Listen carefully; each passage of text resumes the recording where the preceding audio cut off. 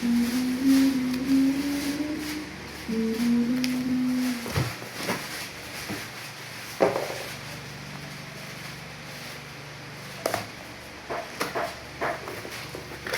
nga ni Amy, payayok ko na lang.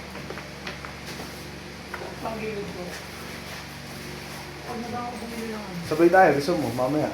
Pakina mamaya agad. Pag nakuha pa daw ako. Gusto ko nga mamaya eh. Payayo ko niya akin. Tapos bolt on. Aray ko! Sabi sa'yo, papalaan ko. Parang mag-iipunan ko. Ano ko pang ilalim? Bola ka. Nakagalawin ko lang pa daw eh.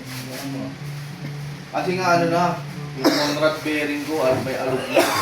Excuse me po. Eh sabi niya, bibili ka ng isang ano na lang. Isang bukasan na lang. I-plus mo na. 1.5 plus 1. 1.5 Conrad. Tapos plus 1 yung ano, pin. Tapos karera tayo. Ay ko. Ano magiging ano na yun, 180 na yun. Okay, decision na. Ngayon kasi 160 lang nila. Nakadahal sa Mio. Lalaban pala yung motor ni Nathan, ano, bag. Kailan? Hindi, lalaban niya lang ako pagka 1.5 km. Kasi dulo daw yung laro ng motor niya, hindi pala ano, arangkada. Dulo yun, nakagiring yun.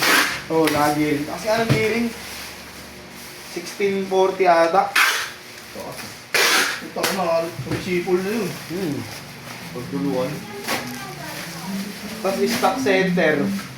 Yung clutch.